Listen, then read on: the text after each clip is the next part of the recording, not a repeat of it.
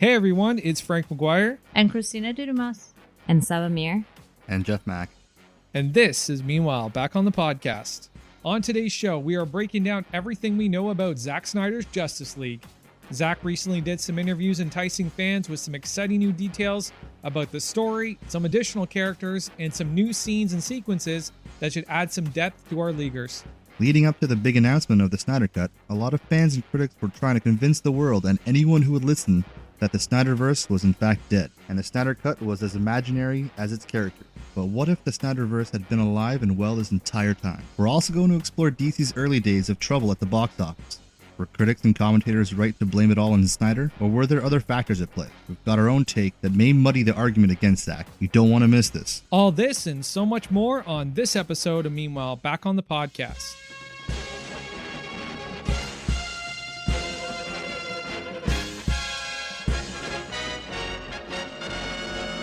Meanwhile, back on the podcast, four colossal nerds named Saba, Chris, Christina, and Frank have set out to take on a great darkness that has enveloped the world of fandom with their powers of common sense and the strength to take on even the most butthurt Twitter mobs and insufferable comment section trolls. They fight for truth, objectivity, and nuance in the conversation and debate over fictional made-up shit. Let's get into this Snydercut business, folks, or Zack Snyder's Justice League. So I was fortunate enough to catch Zack's live breakdown of his new black and white trailer with some new footage. And I gotta tell you, I love when Zack gets online and does the social thing with his fans. I think he's one of those guys that really goes above and beyond as far as working or trying to offer his fans something kind of extra special. I think he's one of those guys. And I really love when he does that. Did anybody else catch that? Like, I think I sent the link out to everybody. Did everybody go through that video? Yeah. Yeah, I saw. I didn't watch the whole thing. It was like an hour or something. But it is an I hour, did, see, like, I did didn't see watch clips of that. it. And I do agree in terms of him connecting with the fans. Oftentimes you find that people who come into these movies might not do the same, and which again is also fine. But I think especially with Zack, and he owes a lot to the fans as well. He and also certainly does. Yeah. So, he's got to keep them updated. Yep, he does. He owes a lot to the fans and and if it wasn't for the fans, he'd just be working on Army of the Dead. Not that that wouldn't be amazing too, but he wouldn't have this second shot at Justice League, which is unheard of. This is unprecedented in the history of film and television. Yeah. Like, this has never been done before, ever. I wonder how pissed WB or DC is that they, like, you know what I mean? Like, this really backfired. They probably expected some blowback. Yeah. And we're going to get into this. I have a lot of things I don't to think say. they could be that mad. I don't think they're mad. I think money. they're capitalizing Yes. on Yeah. the moment. Yes. Now they are, but when this movement wasn't letting go and they kept saying release the Snyder Cut, and they were like, they'll probably go away. They'll probably go away. Oh, for and sure. they never went away. Yeah, they were annoying. I feel like it was like, let's hold off and see how much popularity it gains and how much money we can make off of this. Yeah. Well, that's the thing. They were just like, I think they did think it was going to blow over. And then when it didn't, then it just lined up with an opportunity to take advantage. So, yeah. Yeah. And the other thing that Zack did, I don't know if you guys noticed this, there was actually a blogger that wrote an article about it, but Zack changed his entire media strategy for this rollout, like this promotional rollout, because it was, so November 17th marked the 3rd year anniversary of the start of Release the Snyder Cut, as I said in the top. And he changed his media strategy because he didn't go to the majors. He didn't give it to Screen Rant. He didn't give it to comicbook.com. He didn't give it to IGN. He literally went to the people who supported him from day one. So Grace Randolph did an interview with him. Chris Wong from Ping Pong Flicks did an interview with him. There was Film Junkie, I think, and there was a couple other people. But he basically went to like the citizen journalists to promote this story. And I think that says a lot about not only the film industry, but it says a lot about critics themselves. Like, remember, Christina, we just did an episode about New Mutants and how harsh the critics were against the movie, right? I think the critics are finally getting their comeuppance.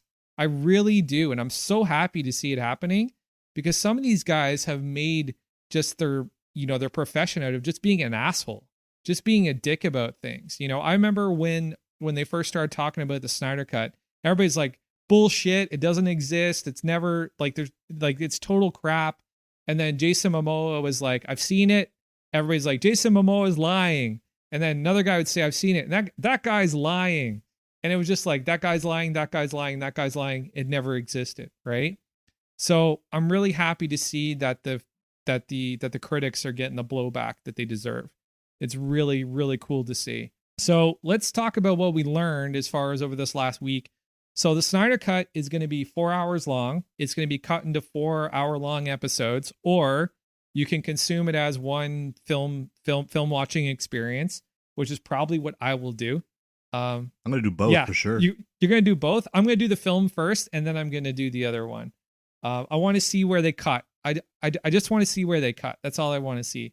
That's really all I'm interested in. It's going to be available on HBO Max. If you don't get HBO Max, Zach is currently working with HBO and Warner Brothers to try and get it distributed to other places, as many places as they possibly can. Obviously, that makes the most business sense, but Zach also wants to serve the fan base and make sure that nobody misses out on it. It's not going to be Letterboxd. It's going to be European Letterboxd, which is a little bit more of the top and the bottom. So it'll be cut differently. And you're also not going to get that red tinge, that red coloring to the final fight scene. So that's going to be gone. I hate that tinge. Yeah, the tinge. I'm fine with that. Yeah, me too, because it was gross and it looked really stupid and silly. Also, Junkie XL is going to be doing the music, which is great. As much as Danny Elfman doesn't mix with Zack Snyder. Sorry, just doesn't jive. Not that I hated the music in Justice League, but it just didn't jive with me. It wasn't my thing. I don't like, this is something really random. I don't like Justice League's like call song. You know that song when they're like getting together and it's like trumpets coming in? Yep. I'm not a fan. that's just, I just want to put that out there. You can go on now. Not a lot of people are fans of the music in Justice League, man. By the way, in this episode, we're going to refer to the theatrical version of Justice League as Justice League. Justice League. It's not a new thing. I didn't make it up or anything. But it's that's the best way to kind of differentiate as we're talking about these two separate films. So beyond that, the big changes are going to be there's no Russian family, thank God, because I think that made no sense to anybody. There's just like this random human experience in the middle of this story and zero impact for anybody and any of exactly. The heroes. And do you guys remember when I said in that episode that is Joss's thing for some reason? Because I didn't hate that Russian family. I thought it was like interesting to see what's happening on the other side of the world. But yeah, it was just out of place. It didn't fit. Like, weird. It didn't necessarily feel like it fit with the movie overall. But I don't know. I thought it was kind of cool. Also, Zach said he wasn't a fan of like the whole physics behind like Barry Allen moving people. Yes, that was another thing. He actually said that, and he doesn't usually. I don't know. Maybe you know better. Like, kind of give that type of criticism, but he was very specific about that. I wish they changed how he ran. I still don't like how he runs. Don't like it. I want to see Grant. Weird water skating. It's weird. I want to see Grant Gustin style running, please. I'm done. Like the TV show's got it down pat. Why can't you just do that or a variation of that? I agree. If I have one gripe with Justice League that will last forever, it is the way that Ezra Miller was filmed running. 100%. That is the worst. It looks like he's like slow-mo. It looks like he's skating.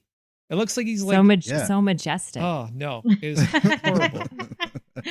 I didn't mind that either, but okay. Well, what? That was like the worst part of the freaking Justice League. And the other scene that will be cut out is the introduction. Is the opening scene with the parademon and the dude from Mindhunter. That's going to be gone. So there will be no fear. There will be no Batman hunting parademons. Fear won't be the elixir that makes the parademons go crazy. Apparently, that's the impression that I'm getting. So I'm kind of happy about that. Good. Kind of happy about that. So I just wanted to start off on well, we've already kind of started, but I want to pedal backwards a little bit because I think if we're going to talk about Zack and we're going to talk about DC, we need to kind of set a couple of baselines here.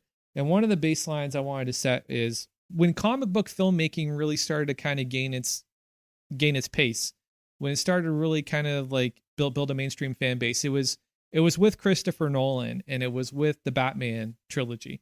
right?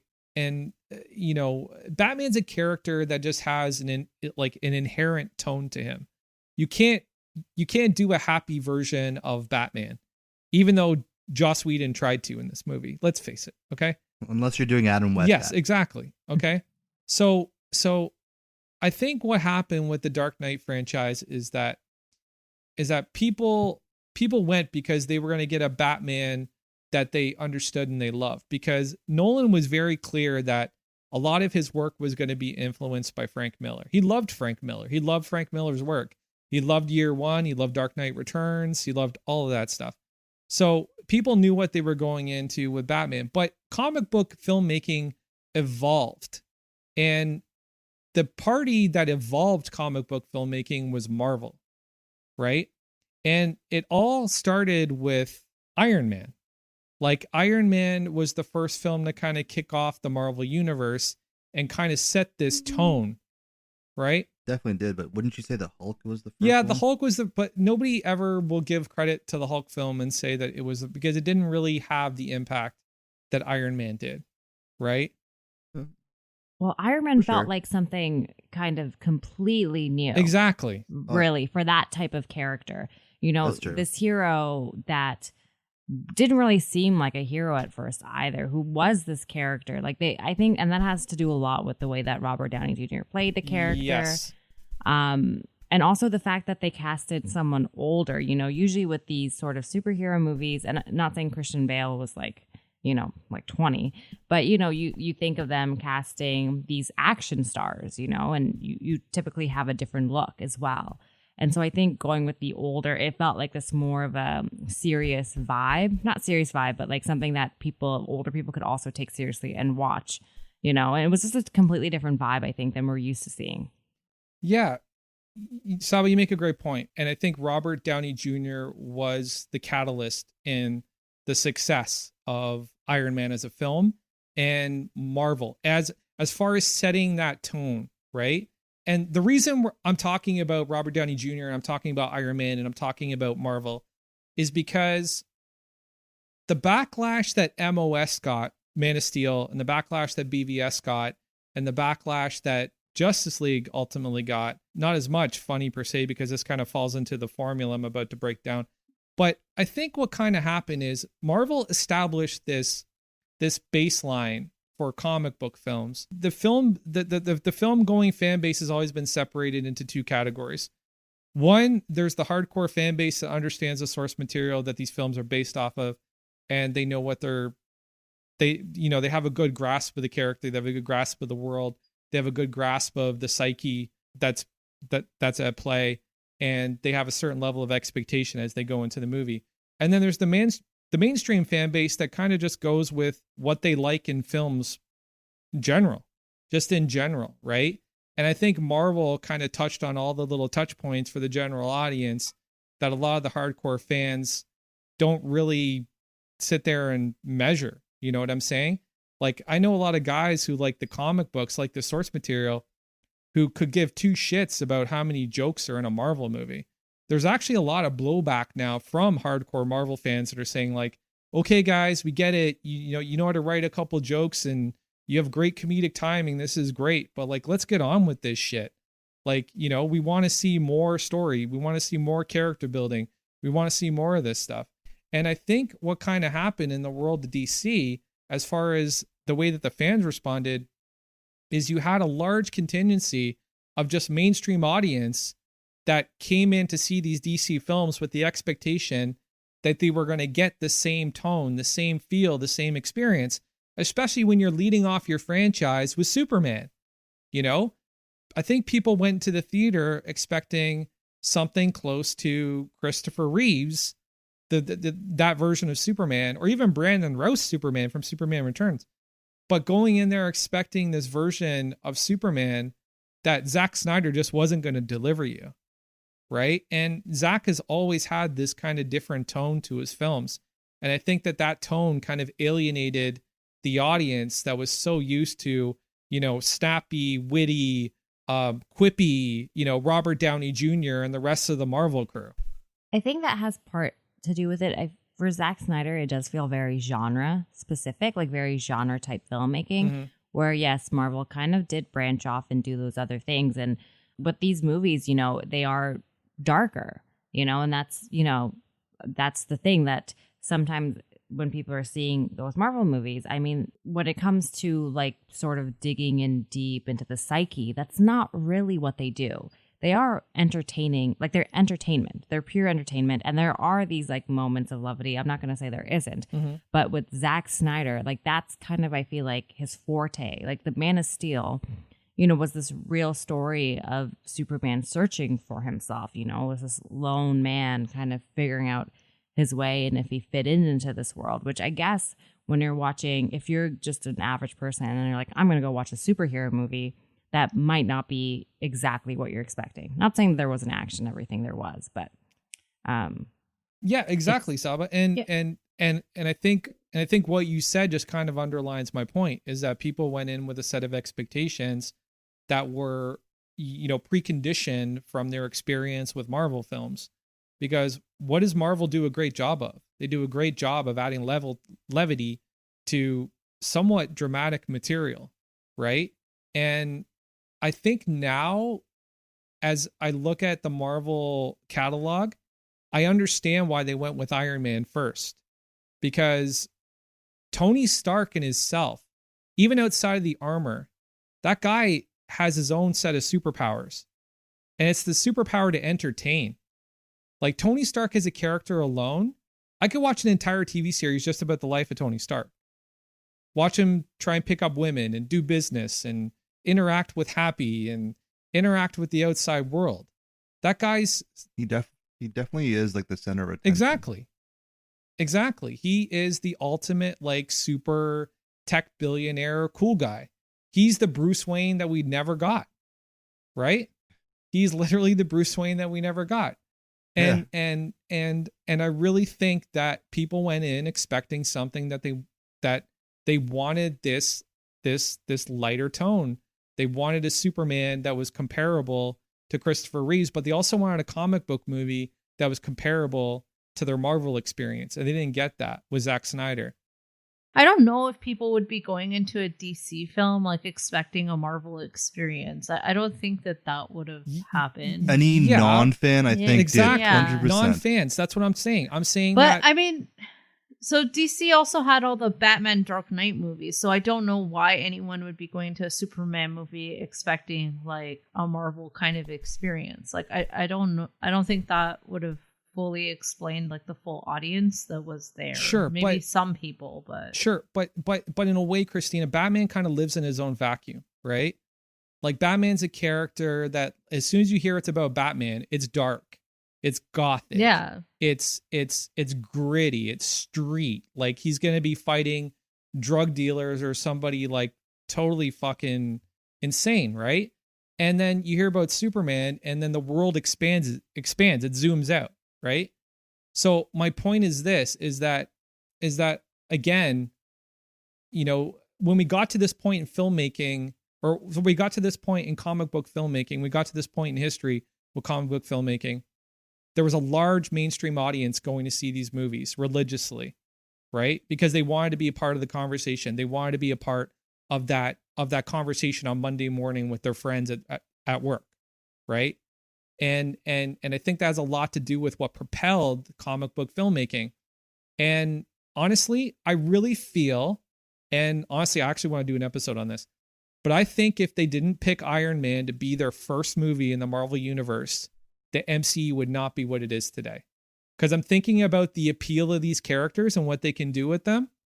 And Robert Downey Jr. or Tony Stark is the only one where you can interject a certain amount of humor and a certain amount of levity and a certain amount of sex appeal and a certain amount of sexual chemistry and actually do a good movie.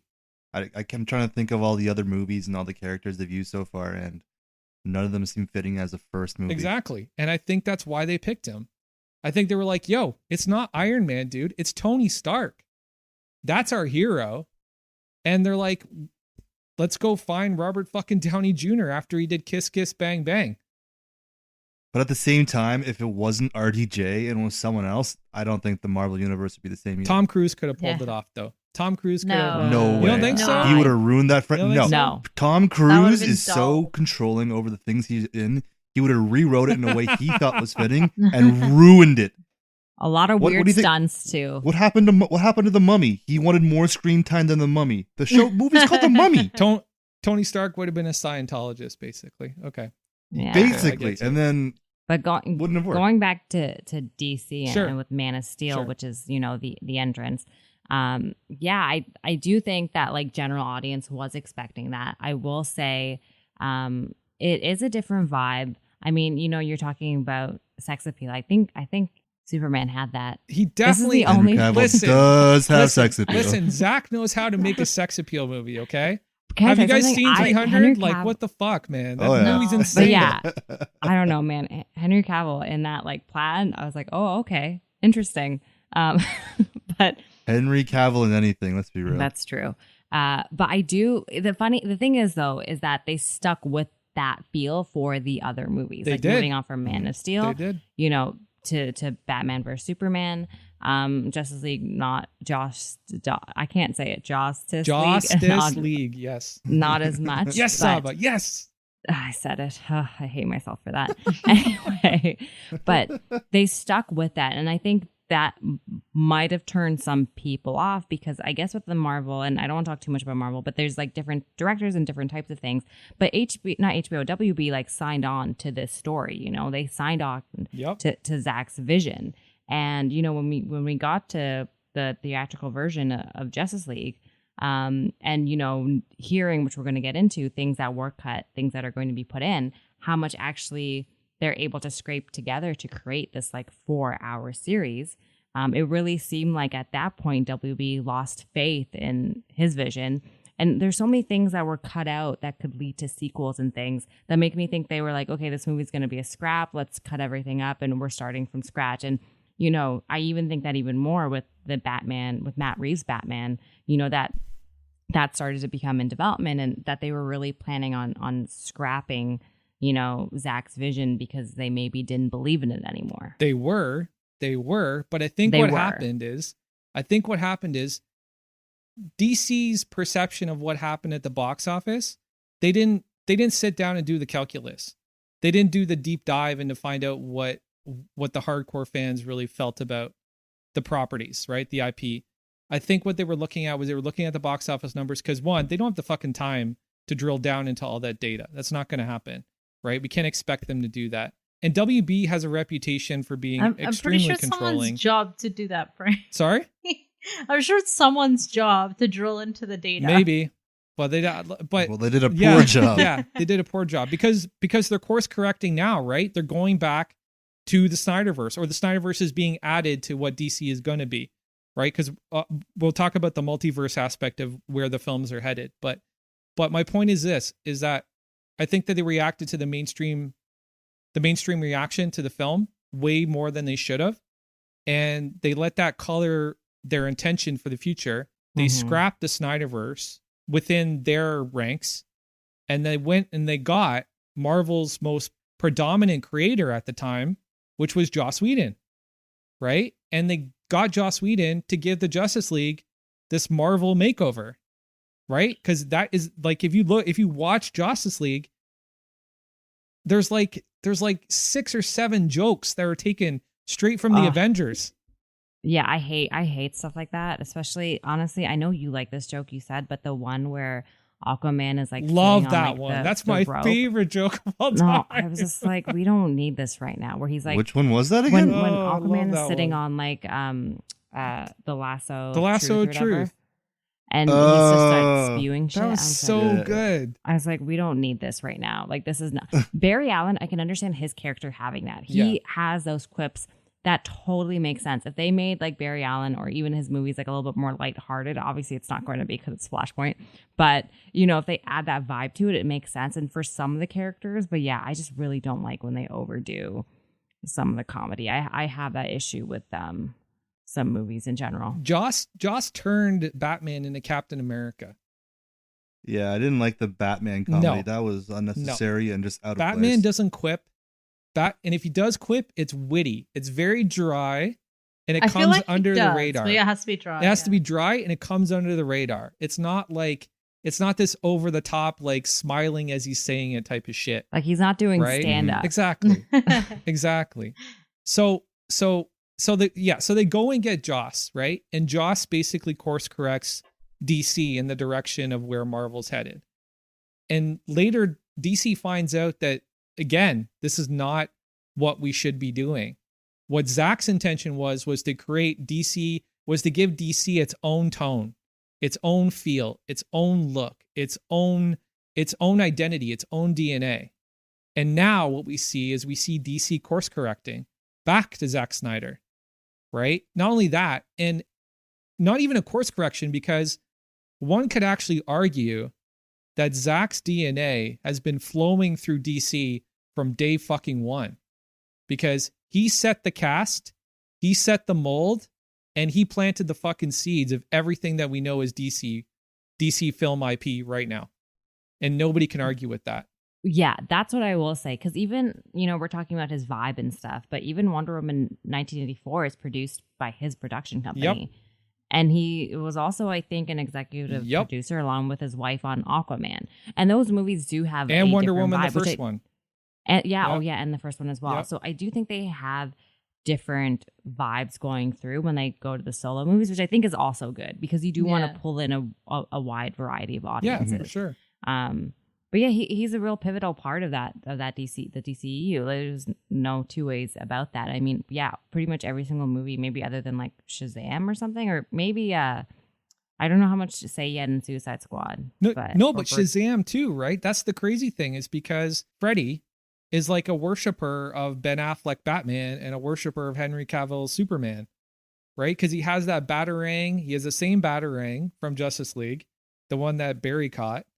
And then we see Superman at the end, who was supposed to be Cavill, but then wasn't Cavill because Cavill couldn't commit to it or didn't get the deal he wanted or something. I don't know, but he didn't get the creative deal he wanted. But the point here is that I get, yes, guys, I'm a big fan of Zack Snyder. Okay. I might be a little biased in what I'm saying, but I gotta be like, if I try to pull myself back and look at this and be objective, I still have to say that this guy's DNA is running through everything that DC is right now. And for anybody to say that Aquaman was lighthearted and bright, like, yes, the colors were bright. Well, they were under the ocean, dude. So was Finding Nemo. That was bright too. That's what happens when you go into a world of underwater with fish and shit. It looks bright. That's the way it looks. But people also try to make the argument that Wonder Woman was like bright and sunny and didn't have any of the darker DCEU tone. Are you kidding me, dude? Like, they were dealing with fucking Nazis and people poisoning people. That movie had some pretty dark elements to it. They all had pretty dark elements to it. I'm not saying they were as dark as BVS I don't really think Man of Steel is that dark, to be honest, in my opinion. But the point is that nothing has shifted. Nothing has changed. The perception that the Snyderverse was gone, or that Zack Snyder wasn't involved, that was induced by the studio. And the real fans can see that that's complete bullshit. It's just a smokescreen. Like, Snyder's been involved from fucking day one.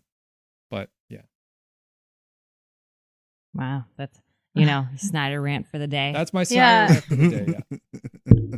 So I think some of the criticisms of Snyder's movies are legitimate. I know you're not a fan. I think there's I think there are some like real things there that people didn't like. It's not solely just based on comparison between DC and Marvel, but I do agree that he brought his own vibe to those films. Yep. And I do think that that's what DC needed to do. I do think that they needed to differentiate themselves from Marvel. So it made sense that that's what they did. And I hope that they do continue to do that in the future. I don't want DC to be like the same thing as Marvel, because even in the comics, it's not. They kind of go in at darker tones and darker topics in the comics. So I would like to see that continue. I want two different kinds of superhero worlds. Me too. Me too. Yeah. Well, like what would be the point if they had the same tone throughout both companies? It would be pointless.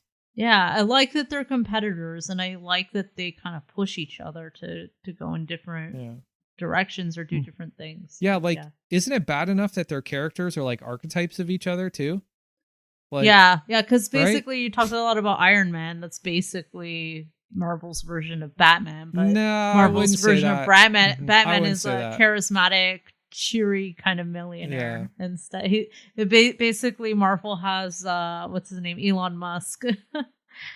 Yeah, That's well, I put up that meme I think about a couple months ago where I was like, Tony Stark is the epitomization or the personification of Marvel's identity, because he's like this quippy, funny, witty, sunshine type of dude, positive. And then you take Bruce Wayne and he's like the personification of DC, because he's like this dark, and for some reason they're both billionaires. Why is that? Is that just like the capitalist heart of both companies just rearing their ugly head? I don't know which character came out first, but yeah, and neither of them have superpowers. Exactly, that's true. Yeah, that's why they kind of seem like counterparts. Imagine a broke Batman or a broke Iron Man. A broke Batman would just be like a guy you see yelling on the street. It'd be a crazy drunk guy in a bat costume. If he was broke, he would have to be getting his money from like the government or some kind of other agency that believes in him. Apparently, Batman is broke right now. Apparently, in Joker Wars, he got. Joker stole his money. Yeah. Oh, Joker really? stole his money. I really want to read that, by the way. But anyways, okay. So moving on.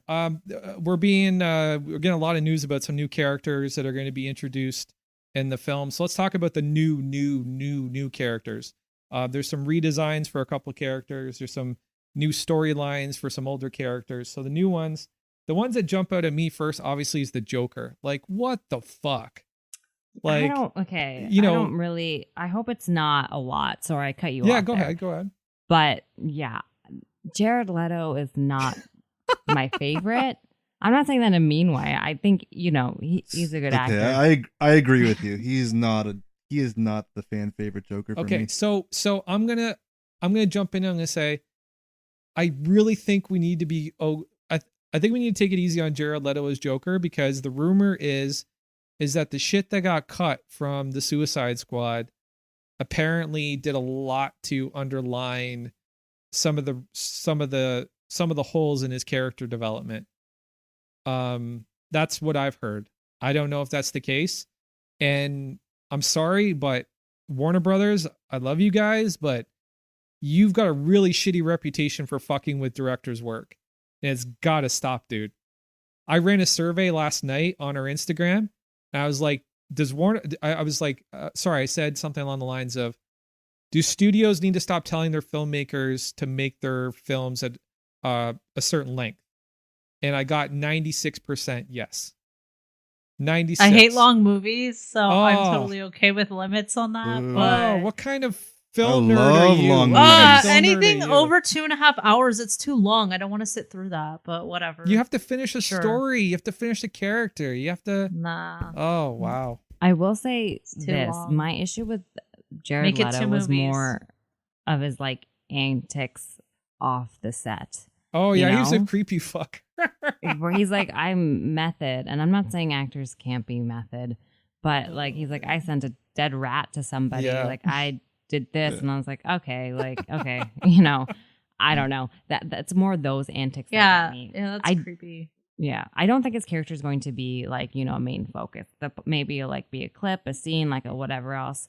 But the fact that he is in it at all, is interesting. And we'll notice that with a lot of these characters or scenes that are coming in and out, is that, really, makes me believe in even more that like WB was just like, yeah, let's scrap this, because they were basically, using this movie to set up the standalone movies. Like, this was supposed to be the kickoff. It's like, we mentioned Marvel, the opposite of Marvel. Marvel had standalone movies, then they worked their way to the Avengers. Yep. This was, the main kind of standalone movie, and then Aquaman was supposed to be after. There was stuff to set up, with Cyborg, Barry. Green Lantern, everything. Yeah. Right? Mm-hmm. So. Yeah. No, you make a good point. But as far as what you're saying about the Joker scene, apparently it's a fairly big deal, because Zach called Jared and was like, he had like a whole idea. Like he had it all worked out in his head and everything. because I think if you watch the Nightmare Batman scene in BVS, there's a Joker playing card taped to his gun. Yeah. I saw that. So there's already been a nod to the Joker as far as this narrative, this sequence. Well, there's also the dead Robin suit with the Joker last one. Yeah, the dead Robin suit. And then the other thing is that in the trailer, you see that Joker card flying through the air or fluttering in the air as they're pushing in over that Justice League, like broken down Justice League sign.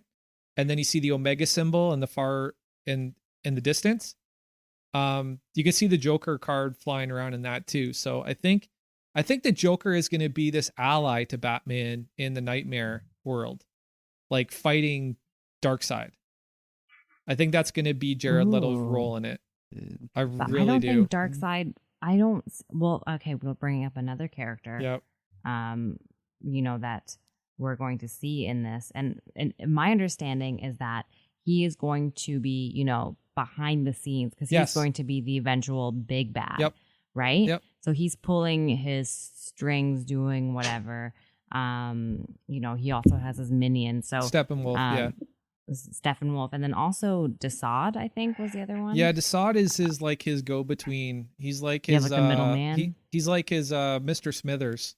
That's what he's like. He's the Mr. Smithers of Darkseid. So he's the one communicating between Steppenwolf and Darkseid. Yeah. So he's just passing down messages and communicating and keeping him organized and on time, on task, whatever. Make it sound like there's like a corporate thing now. But going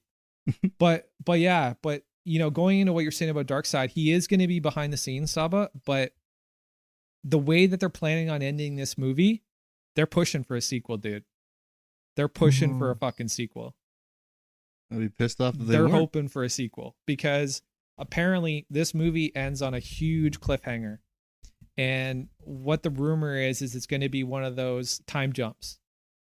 5 years into the future, and apparently Batman and his band of rebels are in the desert, like preparing for like some kind of battle against evil Superman and so like the nightmare future. Yes. Yeah. Ooh. Yeah. Interesting. So I didn't know. So okay, we saw a little bit of that maybe inside, Justice League. We saw Barry come back and warning. That was in BVS. That was in BVS. That was in BVS, yeah. But yeah, that seemed to be completely scrapped. If that is the 5-year time jump and that's the movie they're going into, I mean, that would be crazy. Yeah. I think that would be, and also would be just such a different take on like a superhero movie that we've seen, I think, in a long time. Yeah, it would be a different take for sure, but they are going with that, Infinity War into Endgame type of formula, or that Empire Strikes Back into Return of Jedi. Like that's definitely what they're going for. They want to have this colossal, catastrophic, Oh, we saw the scene in the trailer, right? There was a scene where there was like a destroyed Justice League and the Earth looked like really ravaged. It looked like that scene looked really cool. Yeah, that was like the Omega symbol out in the distance. That's Darkseid's symbol. So that's basically what that's like it's indicating is that Darkseid has taken over the planet and he's here with his minions and his rulers, and Superman is basically one of his heralds, one of his cronies. Frank, do you think those movies would have a go ahead, Christina, theatrical release, or do you think they would be released just on HBO Max? For what? The sequel? If Zack Snyder's Justice League got a second one and a third one. Honestly, my hope is that it'll be theatrical. By that time, we should be able to go to the theaters. Hopefully, but I wasn't even thinking because of coronavirus. I was just thinking because HBO Max. Yeah, aren't they going in a different direction now? They're going to have like different versions of all the DC characters. I don't see like Zack Snyder's characters coexisting with those other characters. Well, see, that's the thing we should talk about too, is just quickly establish for the listeners here. DC is headed in the direction of a the multiverse full steam, because apparently they released a bunch of Facebook banners this week where they've got all the Batman standing in one banner. They got all the Superman standing in one banner. And it's like the CW Superman, Tyler Hoechlin. It's Henry Cavill's Superman. It's the animated Superman, the comic book Superman. And they did the same thing with Batman. So there's like Robert Pattinson, Ben Affleck, the animated Batman, and the comic book Batman. So DC is doubling down on the multiverse super hard. And I don't think they're going to relent. I think that's going to be their storytelling strategy moving forward. I knew that. I just don't see these characters like fitting into stories with the new versions of the characters. But yeah, I don't know. I guess we'll see what happens. Yeah. And then, the rest of the new characters, well, kind of new, but we didn't really get to see a lot of them, is Deathstroke. Apparently he's going to be play a bigger role in Justice League this time around. Yeah, we got a little picture of his faux hawk. His faux hawk, yes. I guess it's not a faux hawk; it's a full-on mohawk, isn't it? Yeah, it's a mohawk, and apparently it's for his. That's his haircut for the nightmare time. So apparently he's going to be involved in that as well. That's going to be a part of his storyline. The one that I'm really excited to see is Martian Manhunter. I'm so stoked to see Martian Manhunter. Martian Manhunter is one of my favorite DC characters of all time because he's an alien, but he does so much to humanize humans. Does that make any sense? I don't know, but he's just he's just this character with so much dimension and so much texture. I really love Martian Manhunter. Yeah, and the other thing about that character, I think Snyder was saying that it was planned as far back as his first appearance in Man of Steel. Like, they knew this was where they were going. They didn't do it in this movie, but in the theatrical release of it, but that was the plan for it. So I know that's another one, but on the other coin of that, I know one of your other favorite characters, I think, might not be getting a slot in this movie. Yeah, he got X'd, I think. Yeah, Green Lantern. Yeah. Those of you who don't know. Me and Jeff are both crying right now. Unfortunately. Yeah. No Green Lantern. Lantern. That's because they're going to do something. They don't want that version of Green Lantern to still exist, I guess. Why is the Green Lantern the one that gets fucking just shat on like all the time? Granted, he's getting his own, like, Green Lantern Corps is getting their own TV series, and there's going to be a Green Lantern film with Hal Jordan and John Stewart as the main protagonist, and I'm excited about that. But why? Like, in the context of the Justice League, why? Like, why? It just doesn't make sense. The Green Lantern has always been like this crucial part of the Justice League. He's the one that makes the Justice League cosmic. Yeah. Right, Jeff? Oh, yeah. He's the one that makes them cosmic. Like, he's the one. Well, if Martian Manhunter's there, that too. I'm sure it's going to be cosmic. That too. But Martian Manhunter is also very grounded. Yeah. He believes Earth is his new home. There's nothing else than that. Whereas Green Lantern, he's got his whole sector. He's got the whole universe. Exactly. And the Guardians of Oa and all that. But that would have been really cool to see. So we're gonna meet Iris West in this movie. She's gonna be played by Kiersey Clemens, and apparently Barry's gonna save her from a car crash. And there's gonna be we've go ahead. We've seen that scene too. Yeah. That like scene play out. Which I kind of like that they're exploring more of these backgrounds of these characters, you know?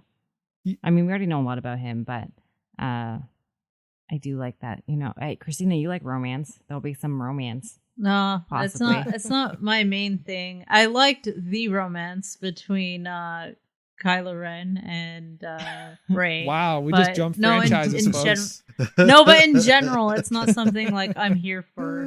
Like, Yeah. I wasn't a fan of the romance between Superman and Lois Lane. That's usually not interesting to me. There's been a couple of portrayals that were like less boring to me, but yeah, in Man of Steel, I don't know. Like, that one just didn't do it for me. What do you guys think of Amy Adams as Lois Lane? I do like. I liked her her Lois Lane. Yeah, that was fine. But do you like I her? didn't buy her the as Lois chemistry. I like her as Lois Lane. Yeah, I don't mind her. Yeah, I just didn't buy the chemistry between her and Henry Cavill. Like, I didn't feel like that element was there. Yeah, I don't think that's a fair. I don't feel like that relationship's fair. But why? But yeah, I don't know. He he could be dating Wonder Woman. That's Oh my that- lord. okay. Okay, That's where I'm I done. go. Moving Yeah. on. that's where I go. But anyways, no. So the reason I ask about Lois Lane is because I was just watching Justice League Dark Apocalypse War, and Lois's role in that animated film is insane. Like she's having like a grudge match with Harley Quinn to get the Suicide Squad to help them in their mission. So she's literally like in a fist fight with Harley Quinn. Yeah, there's been animated versions of Lois Lane that I like better Yeah. than the film versions. Yeah. But yeah, I don't know why. I just can't get I can't get into that movie. That Man of Steel movie didn't do it for me. I don't know. When I look at Amy Adams, it there's just too much damsel in distress there. I don't know. She doesn't feel like I that in get this that, movie. yeah. She I really Really? does feel like Really, you didn't feel that? I don't know. I feel like she really holds her own. She comes off as very intelligent. Lois Lane kind of, I mean, not always has that vibe. Like she does often kind of get saved by him, Mhm. but I don't feel like it's too damsel in distress because it's not like she still holds her own. And I got that from Amy Adams as well. I really enjoy most things that she's in. Actually, I think she's like a phenomenal actress. She's pretty rad.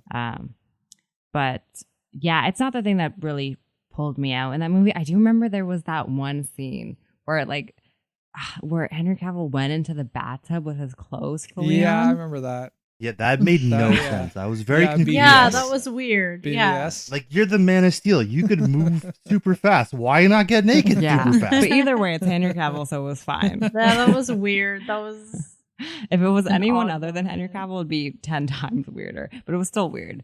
He could have taken his clothes off. Anyway, Okay, so let's talk about Steppenwolf, the new design. damn, that boy gets so many makeovers. Way better. The armor looks dope, right? And I like this idea that the armor is this living but like organic thing, this thing that's going to basically have its own consciousness to protect him. I think that's really gangster. I think that's really cool. But he looks like Very symbiote. But he looks like half alien, half mouse, like his face.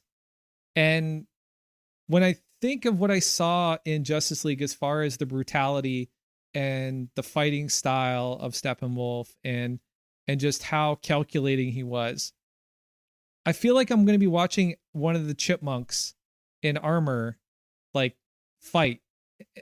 I don't know. It just I'm having trouble reconciling looking at this new version of this character and seeing him fight the same way that the original Steppenwolf fight. Not that I don't like the new design, because I do like the new design, but I'm just trying to visualize it and I can't. I think Like this his is one head's of the almost too things- small. Like I don't know. Yeah, I think this is one of the things where it's hard to bring a comic book character to real life and not make it look super cartoonish. I want to say, if you understand what I Yeah. mean. Like, I do agree. I think because the his like whole headpiece is so large, it makes his face look a lot smaller. So you get me, right? The face looks so small inside that helmet. It does look small. I think it's because of the mask, but I do think, and I don't know, you guys can totally, chip in on this, but I think that it's a hard character to bring to this movie because a lot of these movies, even though it is a superhero movie, it's very like, I guess like there's a lot of realism to it. And this character seems so fantastical in its design. That's where you get the disconnect. I don't know. Sometimes I do with him. Because I remember when I saw the first iteration inside the theatrical release, he just felt too much like that cartoon villain, just the look of him. I don't know if you guys feel the same. Yeah, the Justice League, he felt like a cartoon villain for sure. I don't want that version of him either. I definitely don't want that version of him. But yeah, I don't know, man. Like his face does look too small. I don't know. So yeah, I don't really have an issue with his face. I don't know. He's like a demon. I Let guess. me try to look up a picture again of this. I guess. I hope he has some sharp teeth or something, because like his face just doesn't.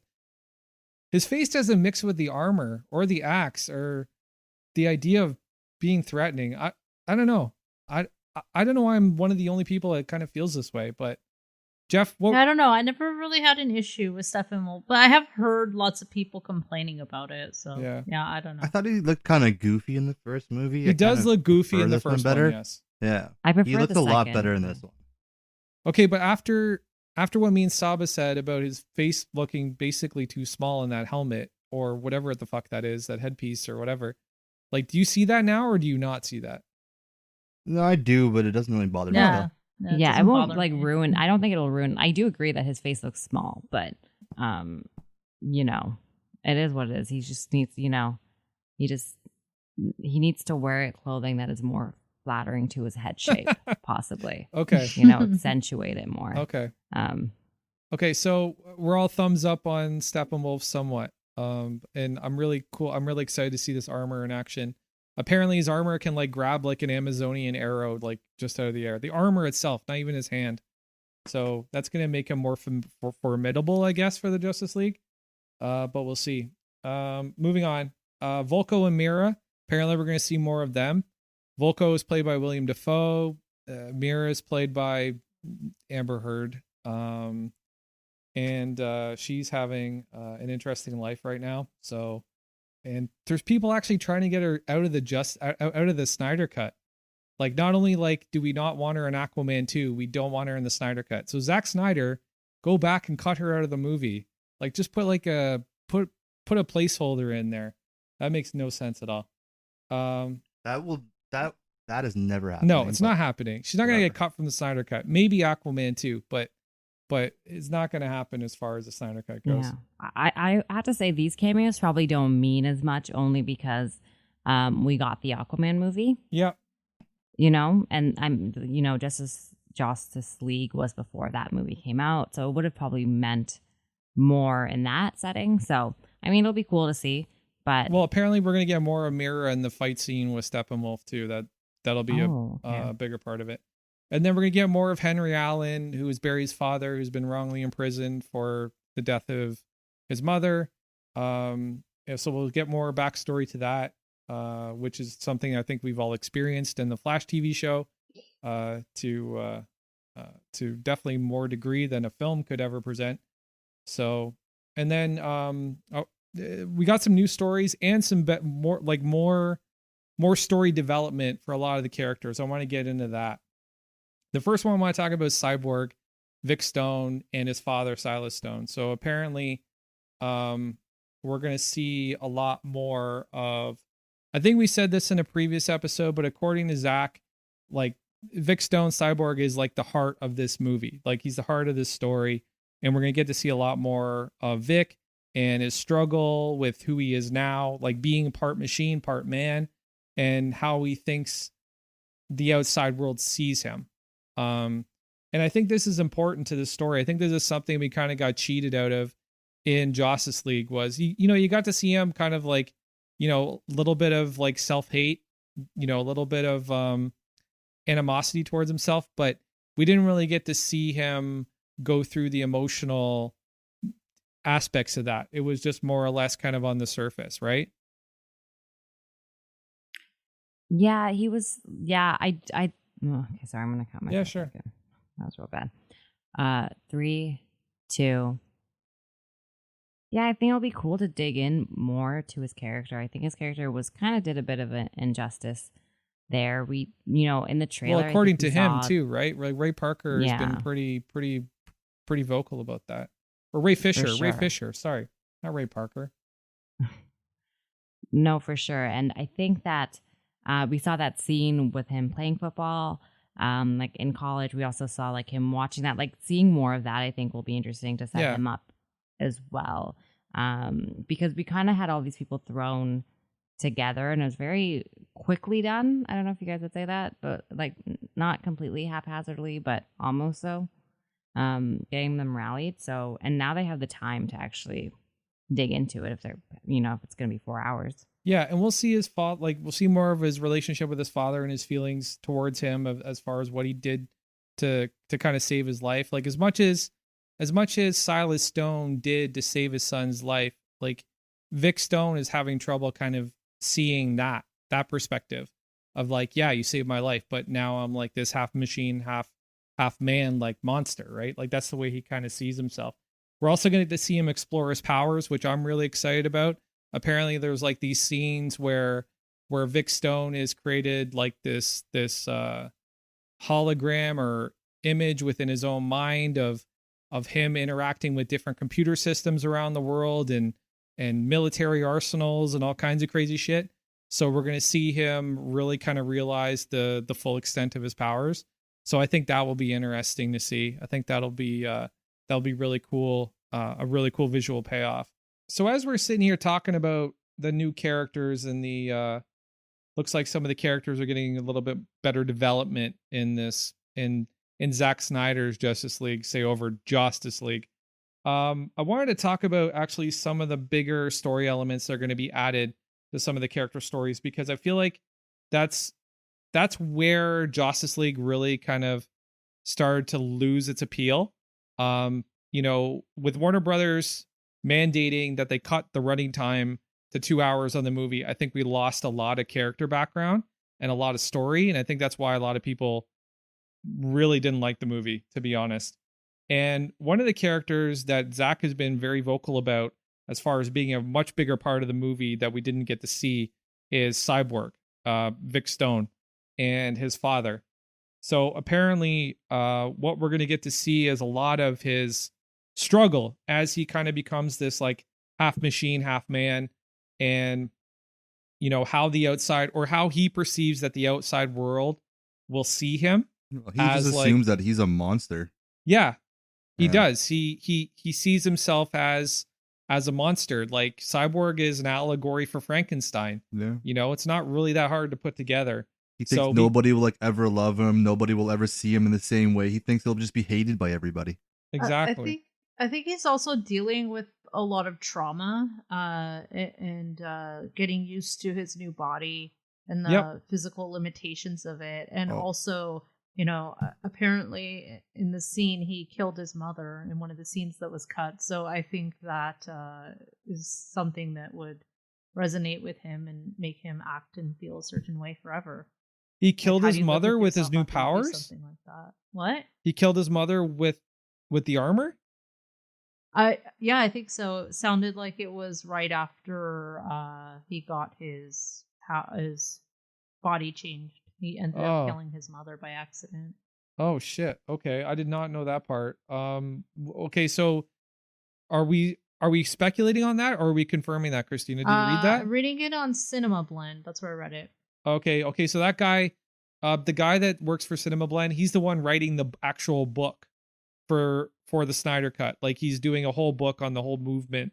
So maybe he can be a trusted source, but let's just... Adam Holmes is the writer of the article. Okay. Yeah, I did hear that in the movie universe that the mother was like alive during the explosion and then she died after that. Oh shit. Okay. All right.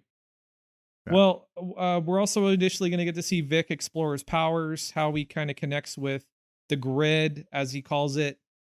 He's got this symbiotic relationship with technology that's going to be visualized in a way in which we can kind of understand it. I think. Sorry, Frank, I read it wrong. Actually, my bad. Oh, he didn't kill his mother. The accident also killed his mother. Kills his mother, yeah. Oh, okay. The explosion kills her because she was alive during that part. I thought it said that he killed it. Yeah. Okay. No sweat. No sweat. Thanks, Christina, for clearing that up. That's great. So going back to this symbiotic relationship with technology. So I think that scene that we see in the trailer where those nuclear warheads are coming at Vic and he's in his street clothes and he kind of like waves it off. I think he's kind of holographically projected himself into his own mind, and he's kind of like experiencing how to use his powers from that standpoint. That's kind of what it looks like to me. I don't know.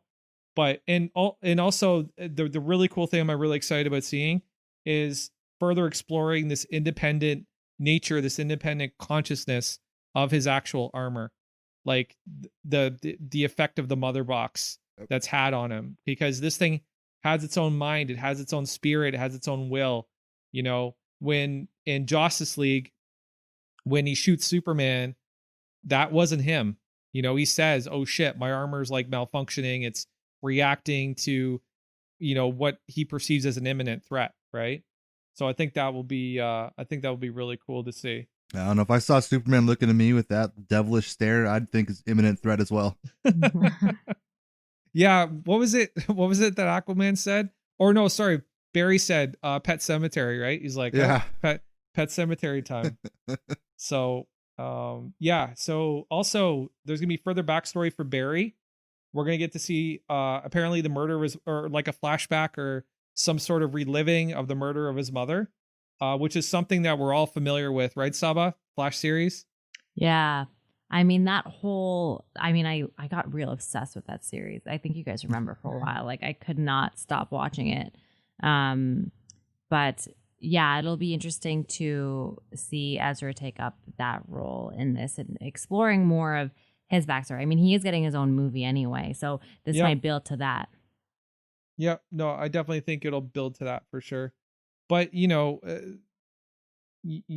Allen is a critical part in Barry's life and and why he becomes who he becomes and what motivates him. So I'm really excited to see that. But not only that, but it's the wrongful arrest of his father too, right? And we'll get to see that explored much more. And I like the fact that that Zach picked Billy Crudup to play this role because Billy's from the world of Watchmen, right? And Zach is always really cool about going back and working with the people that he trusts and that really give him great performances. And he's got this like almost this sense of like this micro community in his working space, which I think is awesome. I think that's really dope.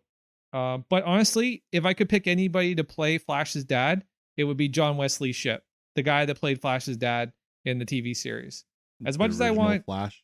Yes, the original Flash. Dude, that guy screams dad. Like, you remember we did the Green Lantern rewatch last night, Jeff, and I was like, that's what John Wesley Shipp is. He's like the dad of dads. He's got that super dad vibe, right? And then the other thing we get to see is Barry's going to save Iris West from a car accident. And there's going to be like this little meet cute moment with a little bit of sparks and chemistry and that's going to be played by Kiersey Clemens. Iris West is going to be played by Kiersey Clemens. And I like this decision to make her a woman of color because that's consistent with the Flash TV show, not necessarily consistent with the comic book.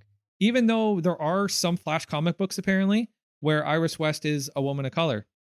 I don't know. It's I don't know when they chose to change that in the comic books, but yeah.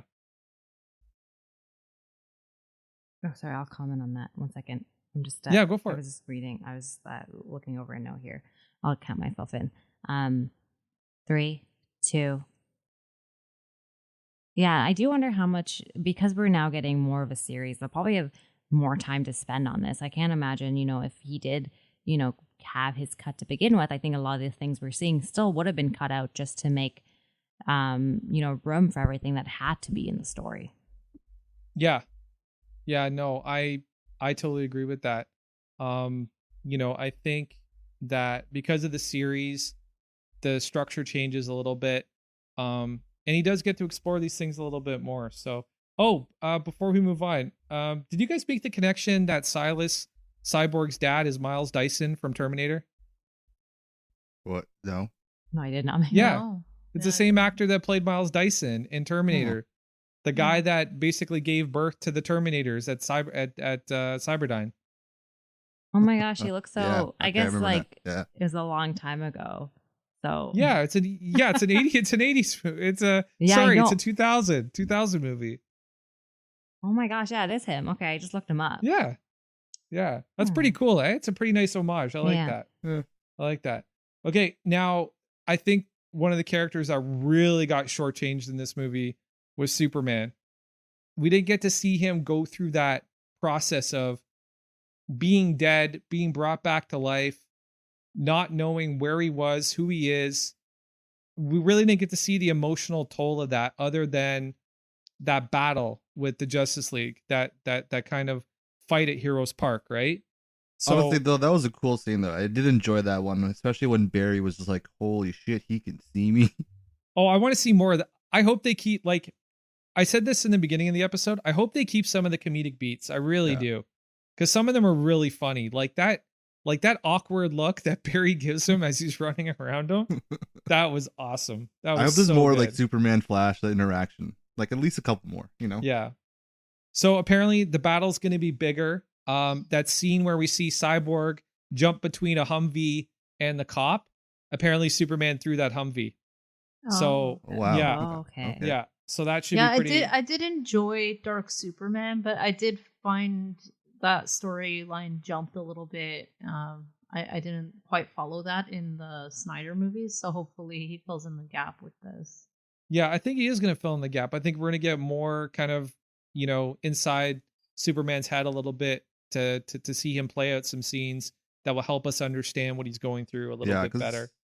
The Justice one was just like, it was so quick. He showed Yeah. up. He was alive. He got angry. He fought everybody. He saw Lois. He's okay.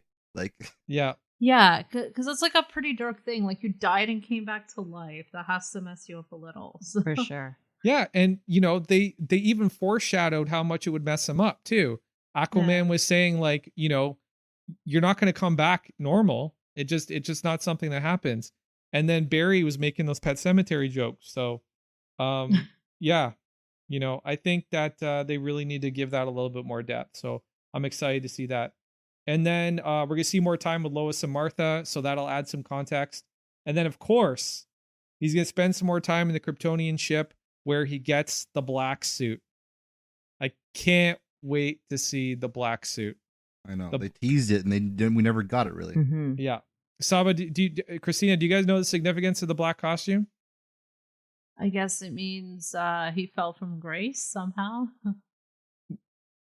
Saba? Oh, not actually too much about. I know the hype around it, and I did see that Henry Cavill. I think he posted a photo of the black suit, didn't he? Like a part. Yeah, of they it. posted. I saw the photo. They It posted a looks cool. photo and they posted a video clip because that scene where Alfred's like, I thought you'd be coming or whatever.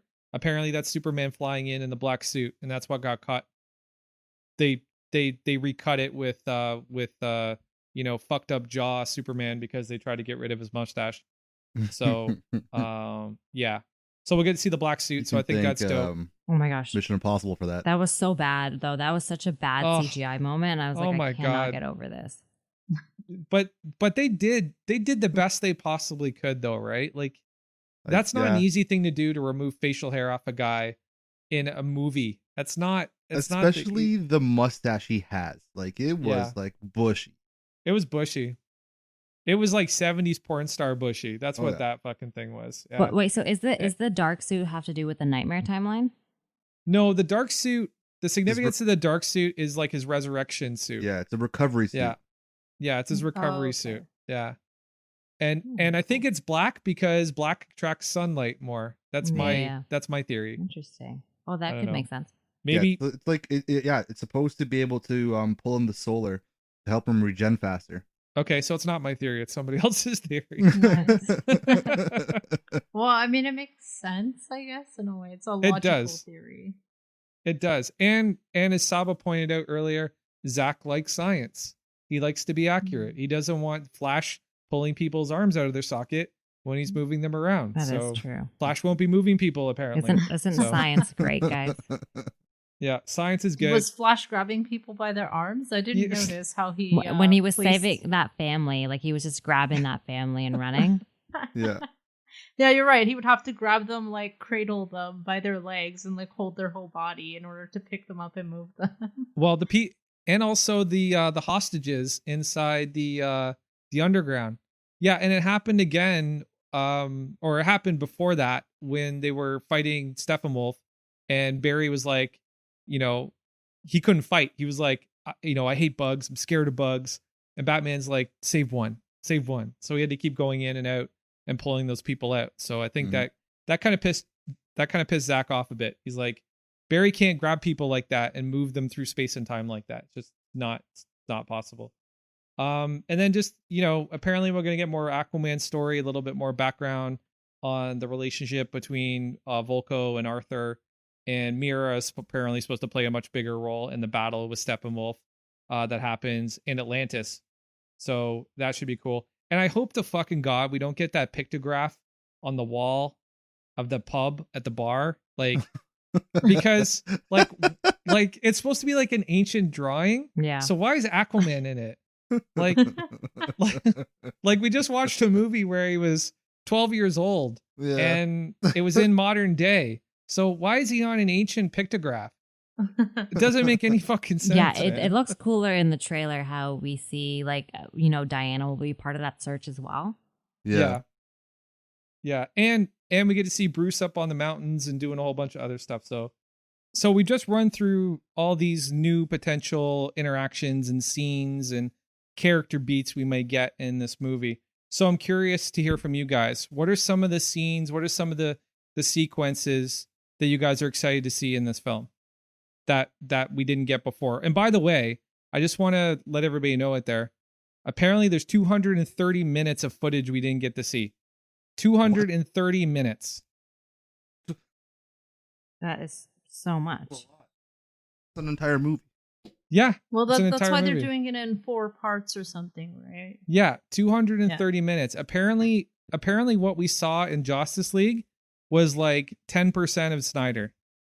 Like Zack shot 10% of that. And apparently Zack has never seen the theatrical cut of Justice League ever.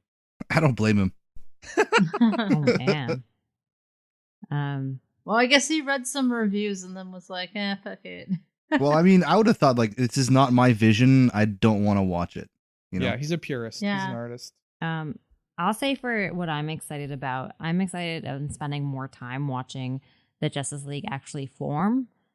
It felt a little, I mean, obviously, you only have one movie to like get everyone together, and I guess because seeing it at Marvel, it took a long time because they were really established characters where they were just like more new characters. Obviously, we know who they are, but, spending time on that, I think I would really like to see that, spending the time on the formation and like creating that teamwork aspect or like finding out how to be a team.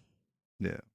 I just don't understand how they can't match up to like the animated movies. They do them so well within like an hour and a half. I agree. But when it comes to an actual live action thing, it just seems like they miss something. Yeah, no, Jeff, you're right, dude. The animated films are incredible. And, Justice League Dark Apocalypse War is fantastic. It's such a good movie. I don't know if anybody else is out. I don't know if everybody out there has seen it, but if you haven't seen it, go see it. It's or rent it or download it or whatever. It's fantastic. Superman does something that you never expect Superman to ever do. It's crazy. Mm-hmm. It's so good. And I'm sure Jeff knows what I'm talking about. Oh, for sure. Cool. So so scenes and sequences I'm dying to see. One, I'm really excited to see is the black suit for sure. I'm excited to see this new Steppenwolf in his like fighting, like actual combat. I want to see what he looks like, how he moves. I'm kind of interested to see that. And I definitely want to see that final battle scene with the Batmobile and how that plays out. I want to see if the whole Batman sacrificing himself for the rest of the team was a Joss Whedon decision or whether it was something that existed in Zack Snyder's. I just want to compare the decisions and see like if like the ones I hated about the movie were Zack's or the ones that they were Joss's. I just want to see that for sure. And the other thing I'm really excited to see is the Nightmare stuff. Really excited to see the Nightmare stuff. And Batman has a gun, people. Just get used to it. It's going to happen again and it's going to be a thing. And so super excited to see that stuff. So I think that this film has the potential to really cause a lot of ripples in the world of DC. And I wanted to talk to you guys about that. And I wanted to get your take on how you think that this film is going to impact the rest of the DC film slate. Or do you think maybe because we've had this adjustment around DC fandom where they're like multiverse this, multiverse that this film is just going to be kind of contained in its own vacuum and it's not going to really, well, it's probably going to touch the Flash franchise and Wonder Woman and stuff, but like, what do you guys think? I'm hoping this like sparks DC back up to like stardom, man. I hope people like really like really like go and enjoy DC for what it is, not just hating on it for all the garbage they put out. I really want this to be like a big thing, kind of like Marvel, because like the storytelling in DC is amazing, and I think people would enjoy it with the right directors and the right like the movies come out. So I'm hoping this will reignite it for people.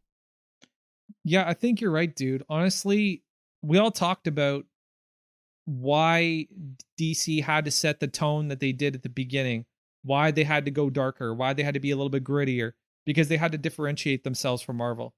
I want to see people fall back in love with the idea of DC being a grittier, darker film watching experience, right? I don't want sunshine, happy, jokey, quippy DC. It doesn't translate. No, Okay. Even the animation stuff, it's not happy go lucky. It's very dark. It's very dark. It's very dark. Like, I watched Kilowog die. Like, that's dark. Oh yeah. That's dark as fuck. So like, I want it to stay in that direction. I think that's the best way for it to go. Because I'm sorry, dude, Batman is not funny. Superman, he's not funny. Like, there's like Flash. He's got a good sense of humor. Flash and like Aquaman are your Jokers, and that's really good. Not even Aquaman really, but like mostly the Flash. I think there's characters in the universe that can bring a lot of humor, and that's fun. But yeah, I don't think it has to be every character. No, it doesn't. And I do like the overall vibe of DC in the animated films and also in the comics. And some of the movies, like I really like the Dark Knight trilogy. That was great. I'm just not typically a fan of Snyder's movies. I am interested to see how he will change this one to his own vision. That will be interesting to see, because it did feel like there were a lot of plot holes, and the pacing of the movie that we got didn't really feel right. So I hope we see a correction with that. But in terms of this sparking some other multiverse or something like that, I don't think it's going to be tied into the future of the overall DC universe. I see it going in its own direction. I have read also that if it's successful, there could potentially be a sequel for this movie, but I don't see that necessarily tying into everything else.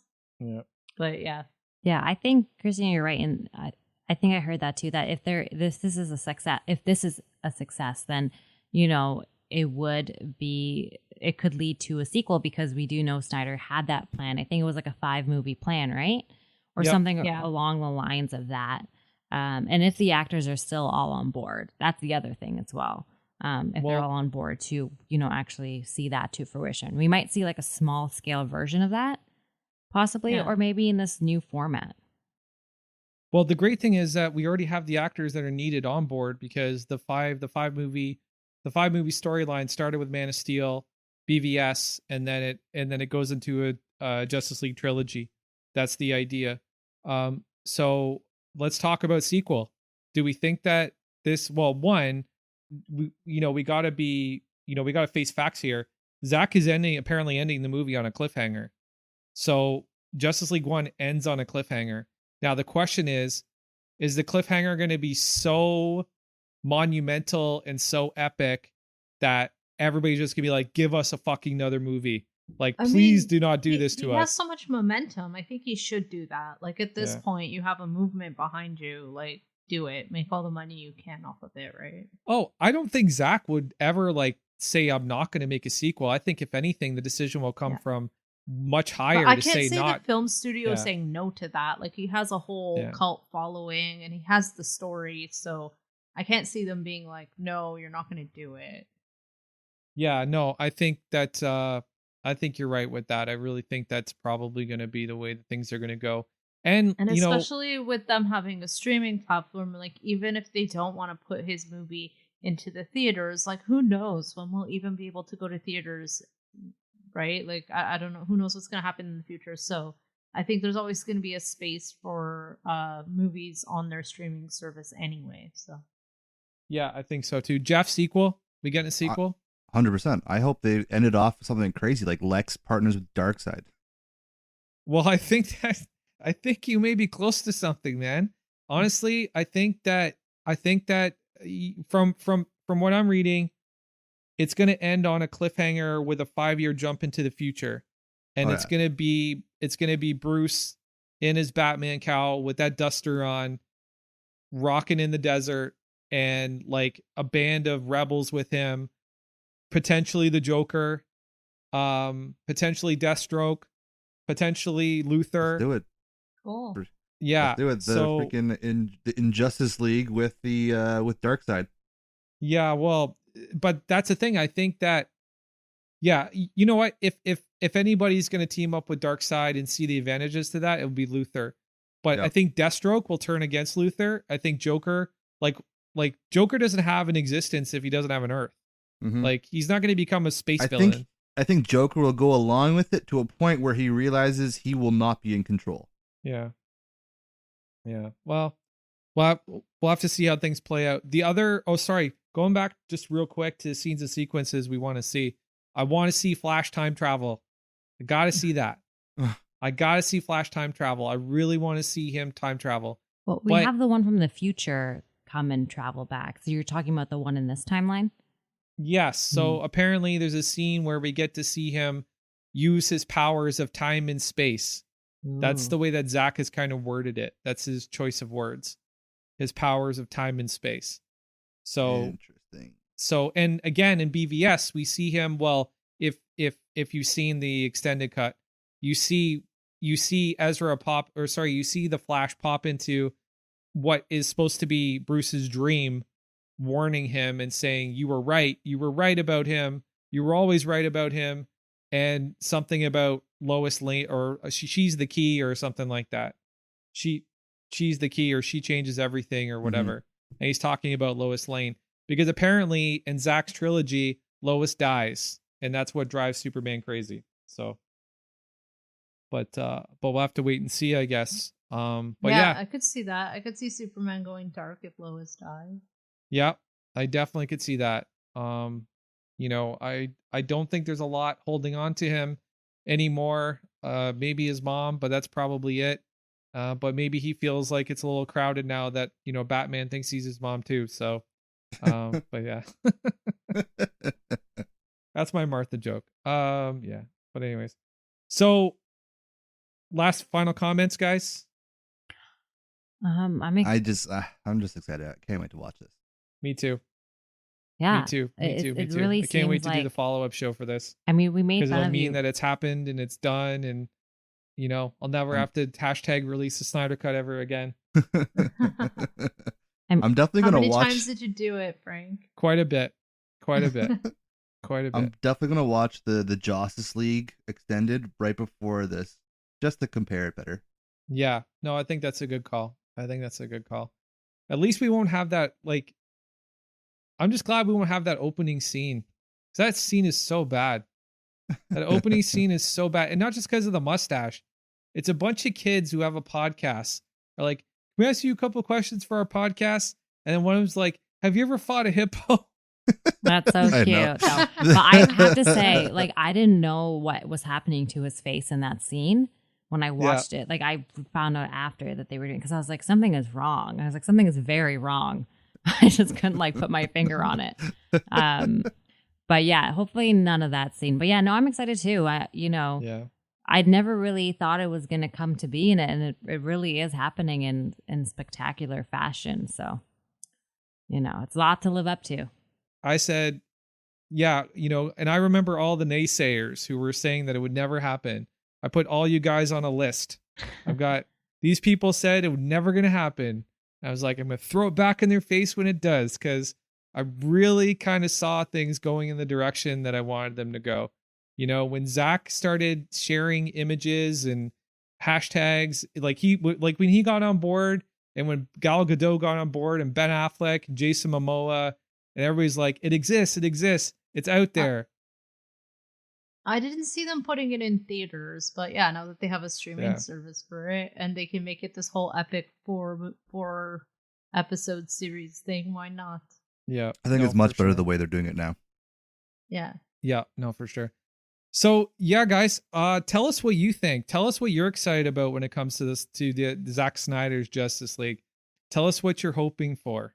Are you like me? Are you hoping that they're gonna keep some of the comedic beats in there? Because some of them are just really funny. I want to see Jason Momoa do that lasso thing again, man. I hate that so good, so much. So good. I think that's going to be my unpopular opinion thing when we do the unpopular opinion episode. I'm just going to have you guys tear me a new one for liking that. But yeah. So yeah, let us know what you guys think. Drop us a comment on our Instagram or Twitter, meanwhile_pod. And if you could, while you're at it, please head over to Podchaser, Stitcher, or Apple Podcasts and just drop us a quick review. That'd be great. And if you have any friends that are into all things geek, just like you, tell them about our show. Share our show with them. You know, sharing is caring. And a big shout out to our producer, Rafi Bedrosian, who does all of our editing and all of our production. Thanks so much for all your hard work, buddy. Well, that about wraps it up. We're going to sign off here. I'm Frank McGuire. I'm Christina Dudumas. I'm Saba Amir. And I'm Jeff Mack. Peace.